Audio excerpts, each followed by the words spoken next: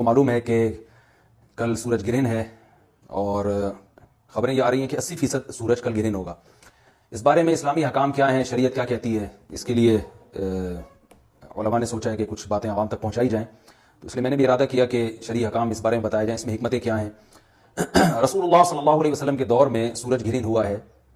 آپ صلی اللہ علیہ وسلم کے نرینہ اولاد نہیں تھی, آپ کو اللہ نے اولاد دی اور آپ کے بیٹے کی موت واقع ہوئی. یہ ایک بہت بڑا حادثہ تھا اس وقت, کیونکہ عرب میں نرینہ اولاد کی بڑی ویلیو تھی. آپ صلی اللہ علیہ وسلم کو اللہ نے بیٹیاں دیں, بیٹا نہیں دی, اور بیٹا دے کے اٹھا لیا. تو ایک بہت بڑا واقعہ تھا, اور اللہ کی قدرت کے اسی دن سورج بھی گرہن ہو گیا. تو عرب یہ کہا کرتے تھے, زمانہ جاہلیت میں یہ بات مشہور تھی کہ کوئی بہت بڑا دنیا میں واقعہ ہوتا ہے تو سورج یا چاند گرہن ہو جاتے ہیں. اسی دن سورج بھی گرہن ہوا تو یہ بات پھیل گئی کہ محمد صلی اللہ علیہ وسلم سید الانبیاء رسول اللہ صلی اللہ علیہ وسلم کے بیٹے کی چونکہ موت واقع ہوئی ہے اس لیے سورج گرہن ہوا ہے. آپ صلی اللہ علیہ وسلم نے اس بات کی تردید فرمائی اور آپ نے فرمایا ان الشمس والقمر آیتان من آیات اللہ لا ينکسفان بموت احدہم, کہ سورج اور چاند اللہ کی نشانیوں میں سے ایک نشانی ہے. لا ينکسفان بموت احدہم آیاتہ, نہ تو یہ کسی کی موت کی وجہ سے گرہن ہوتے ہیں نہ کسی کی زندگی کی وجہ سے. بل یخوف اللہ بہما عبادہ, اللہ ان کے ذریعے اپنے بندوں کو ڈراتے ہیں. یہ بخاری مسلم کی حدیث ہے, اپنے بندوں کو خوف زدہ کرتے ہیں. تو یہ اللہ کی نشانیاں ہیں, اور آپ صلی اللہ علیہ وسلم نے اس موقع پر نماز کا حکم دیا, اللہ کے سامنے عاجزی اور انکساری کا حکم دیا. دیکھیے یہاں ایک بہت اہم پوائنٹ کی بات ہے ان لوگوں کے لیے جو اسلام کے خلاف ہیں, جو محمد صلی اللہ علیہ وسلم سرور دو عالم سید الانبیاء صلی اللہ علیہ وسلم کو سچا نبی نہیں مانتے. ان کے لیے اس حدیث میں آپ صلی اللہ علیہ وسلم کی نبوت کی ایک بہت زبردست دلیل موجود ہے. ایک واقعہ ہوا ہے آپ صلی اللہ علیہ وسلم کے بیٹے کی موت کا, اور عرب یہ ویسے ہی کہا کرتے تھے کوئی بہت بڑا دن ہوگا تو سورج گرہن ہوگا. تو کوئی بھی شخص جو جھوٹا نبی ہو, آپ خود بتائیے کہ کیا وہ ایسے موقع پہ اس واقعے کو اپنے حق میں کیش نہیں کرائے گا, اور وہ یہ کہے گا نہیں کہ میں تو پہلے ہی کہتا تھا میں بہت بڑی شخصیت ہوں اور میرے بیٹے کی موت ہونا, ایک پیغمبر کے بیٹے کی موت ہونا ہے تو یقیناً یہ اس اللہ کی طرف سے ایک نشانی ہے, یہ نشانی ہے سورج کا گرہن ہونا, یہ بتانے کے لیے ہے کہ واقعی یہ بہت بڑا دن ہے اور میں یعنی بہت بڑا دن اس اعتبار سے کہ ایک نبی کے بیٹے کی موت واقع ہوئی ہے.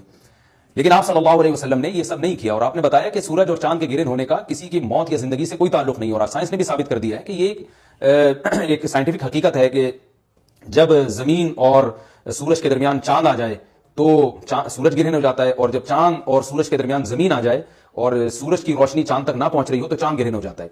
یہ اس میں عبرت کی بات بھی ہے ان لوگوں کے لیے جو آپ صلی اللہ علیہ وسلم کی نبوت میں شک کرتے ہیں.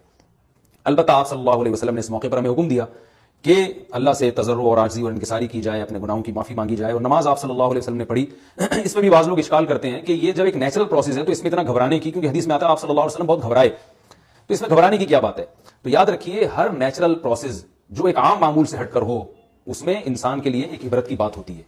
ہم دیکھتے ہیں رسول اللہ صلی اللہ علیہ وسلم کے دور میں جب تیز ہوا چلتی تھی اور بارش سے پہلے ہوا چلا کرتی تھی تیز ہوائیں, تو آپ صلی اللہ علیہ وسلم گھبرا کے مسجد کی طرف دوڑتے, عاجزی انکساری کرتے, اللہ تعالیٰ سے یہ کہتے کہ اللہ تو نے تو مجھ سے وعدہ کیا کہ جب تک میں ان کے درمیان موجود ہوں تو ان کو عذاب نہیں دے گا. تو یہ خوف کا غلبہ تھا آپ صلی اللہ علیہ وسلم پر. کیوں؟ وجہ اس کی یہ تھی کہ یہی حالات قوم عاد اور قوم سمود پر بھی آئے ہیں. قرآن میں آتا ہے نا فلما رأوه عارضا مستقبل اوديتهم قالوا هذا عارض ممطرنا بل هو ما استعجلتم به ريح فيها عذاب اليم تدمر كل شيء بأمر ربها فاصبحوا لا يرى الا مساكنهم, کہ وہ بادلوں کو دیکھ کے کہنے لگے یہ تو ایک معمول کے مطابق بادل ہیں جو برسیں گے اور بارش ہوگی. تو پیغمبر نے کیا کہا کہ یہ بارش نہیں ہے بلکہ یہ وہ عذاب ہے جس کی تم جلدی کیا کرتے تھے, اور اس میں ایک ایسی ہوا ہے جو اللہ کے حکم سے ہر چیز کو ہلاک کر دے گی. اور پھر ان پر ایک ہفتہ عذاب آیا, اور قرآن کہتا ہے کہ وہ ایسے پڑھ کے ہلاک ہو گئے کہ فَتَرَى الْقَوْمَ فِيهَا صَرْعَىٰ كَأَنَّهُمْ أَعْجَازُ نَخْلٍ خَاوِيَةٍ, اے مخاطب اگر تو ان کو دیکھتا تو ایسے لگتا کھجور کے تنے ہیں جو اونھے پڑے ہوئے ہیں. تو ایسے ہوا نے ان کو تہس نہس کر دیا. تو یہ عام معمول سے ہٹ کے جب بھی اس کائنات میں کوئی تغیر آتا ہے تو اللہ کی نشانیوں میں سے ایک سائنٹیفک حقیقت بھی ہے, اس کی ایک لاجک بھی ہے, لیکن اس کے ساتھ ساتھ اللہ کی نشانیوں میں سے ایک نشانی بھی ہے, اور ایسی نشانی ہے جس سے ہمیں ڈرنا چاہیے کہ اللہ تعالیٰ کو اختیار ہے وہ جب چاہے سورج کی روشنی چھین لے, چاہے کسی بھی طرح سے چھینے.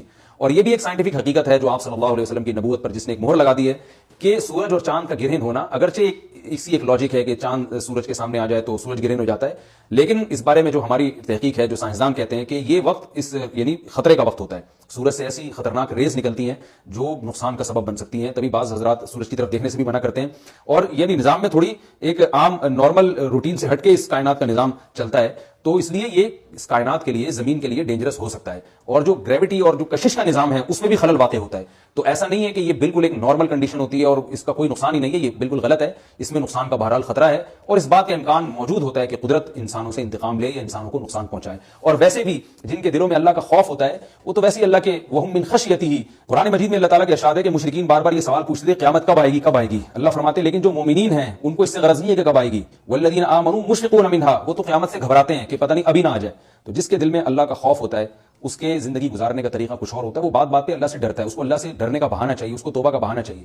تو اس بحث میں پڑھنا کہ یہ تو ایک لاجیکلی ایک سورج کی روشنی غائب ہو جائے گی، وہ ٹھیک ہے، یہ سائنسدانوں کا شعبہ ہے کہ کیوں غائب ہو رہی ہے، ماہرین فلکیات کا شعبہ ہے. لیکن اہل ایمان کا جو کام ہے اس موقع پر، ان کا جو وظیفہ ہے وہ یہ کہیں کہ اللہ کی نشانیوں میں سے ایک نشانی ہے، اللہ اپنی قدرت دنیا میں دکھاتا ہے کہ میں یہ بھی کر سکتا ہوں چاہے کسی بھی طریقے سے کروں. تو ہمیں اس موقع پر بہرحال اللہ کے سامنے جھکنا چاہیے، اپنے گناہوں سے معافی مانگنی چاہیے، اور وہی عمل کرنا چاہیے جو رسول اللہ صلی اللہ علیہ وسلم نے ہمیں بتایا ہے. اور اس بارے میں جو توہمات پھیلے ہوئے ہیں اس سے بھی ہمیں اجتناب کرنا چاہیے. جیسے نبی صلی اللہ علیہ وسلم نے عربوں کے وہم کو دور کیا، بھائی اس کا کسی کی موت اور زندگی سے کوئی تعلق نہیں ہے. تو اسی طرح آج کل لوگوں میں ایک سورج اور چاند گرہن ہونے کے بارے میں وہم بھی بہت ہے کہ پتہ نہیں کیا ہو جائے گا، حاملہ عورتیں نہ نکلیں، فلانا نہ کرے، فلانا خربوزہ نہ کھائے، اس موقع پر کسی نے تربوز کھا لیا تو یہ ہو جائے گا. الٹی الٹی باتیں پتہ نہیں کیا کیا مشہور ہیں. یہ خربوزے تربوز کی تو میں ویسے ہی مثال دے رہا ہوں. تو کوئی بھی چیز جب کہنی ہو تو پوری طرح سے اس کی ریسرچ کریں. مجھے نہیں پتا حاملہ عورت کو فائدہ ہوتا ہے نقصان ہوتا ہے سورج گرہن ہونے سے، لیکن اگر نقصان بھی ہوتا ہے تو اس کی کوئی مستند دلیل ہونی چاہیے آپ کے پاس. ایسی ہی سنی سنائی باتیں آگے نقل نہ کریں.